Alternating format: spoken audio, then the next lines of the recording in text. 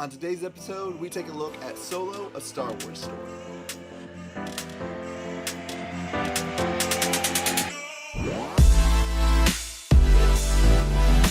What is up, folks? Welcome to What We Watch. I am Matt, and as you can tell, I told you guys before, I'm actually on vacation, and I'm at my mom and dad's house, and my mom runs daycare, and so just had to find a place to film. It's not my normal set, but fear not, we'll fix that.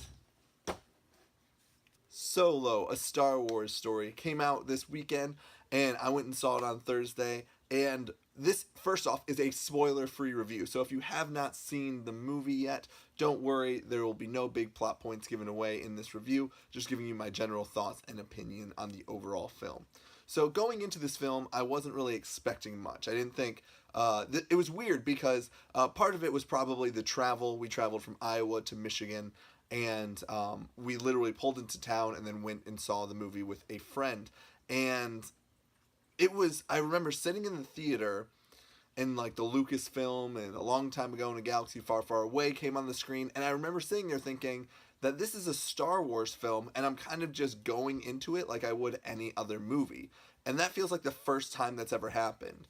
Where not that I wasn't excited or I wasn't super pumped, but the whole day and the weekend leading up to it, it just kind of happened. A lot of times when I go to a Star Wars movie, it feels like this big event. And even the theater that we were in was 75% full, but it wasn't packed. There was a few people that were dressed up, but it just didn't have that same buzz around it that one of the episodic ones did.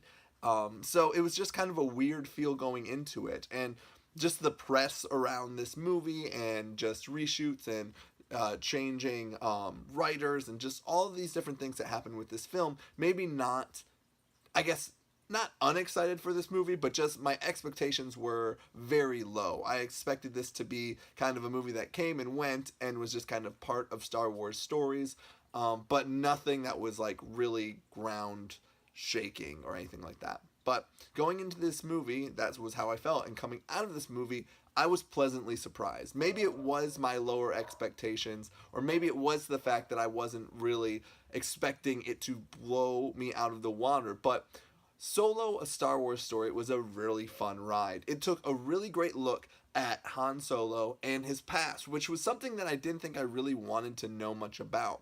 I didn't think that there was much to know. I thought the more mysterious he was, the more interesting he was. But it was really great to see his development from basically a child to a man. And without going into too many spoilers, I will say that some of my favorite parts of the film were the relationship between Han Solo and Chewbacca. Just to see that friendship start and flourish. The two actors playing those two parts were fantastic. They did a really good job of making me believe that they were genuinely friends, and I could see them going on all of these adventures together. It didn't feel forced, it didn't feel pushed, it just felt like a genuine friendship, and they played off each other incredibly well. There were a few other characters that were kind of underwhelming, and probably Lando was one of them. Maybe I was expecting just more out of him, but he seemed a little bit dialed down, which wasn't my favorite thing. Donald Glover did a great job of playing him, and I think that there were moments and there were times in scenes where I felt like I was really watching Lando being Lando.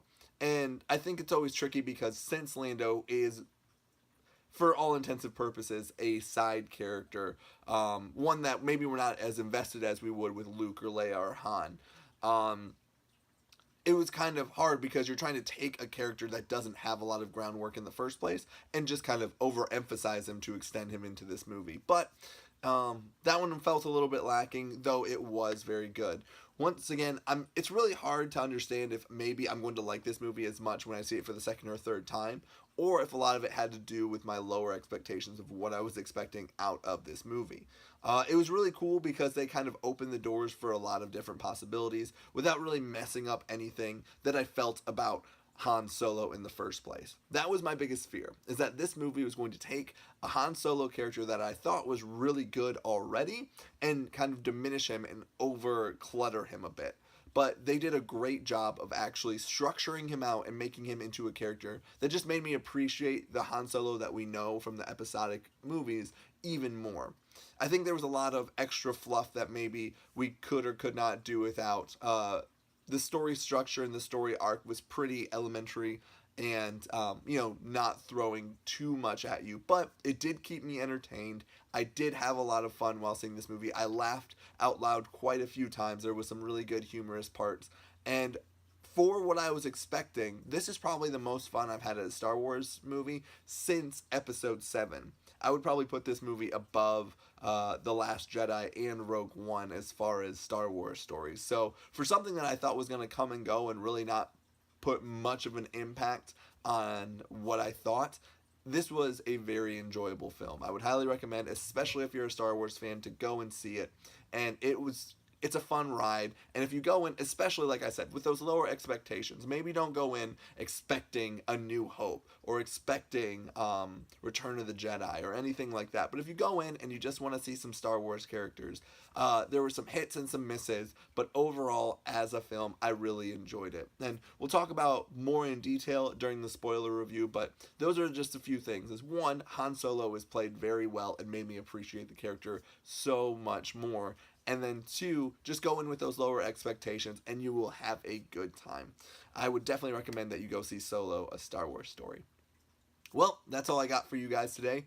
What do you guys think of the movie? Have you seen it yet? Are you planning on seeing it? Let me know in the comments down below. As always, be sure to like, share, and subscribe to these videos. That always helps us out when you guys do that. Also, just a quick reminder that if you ever want to see my quick reactions on a lot of these movies that I talk about, you need to check out Stardust. Stardust is a great app. It's kind of like a mixture of Snapchat and YouTube, where you can post these 30-second quick reviews of different movies and TV shows that you like, and you can see what other people have to think. You can even make video responses and comment on other people's videos on if you agree or disagree with what they think.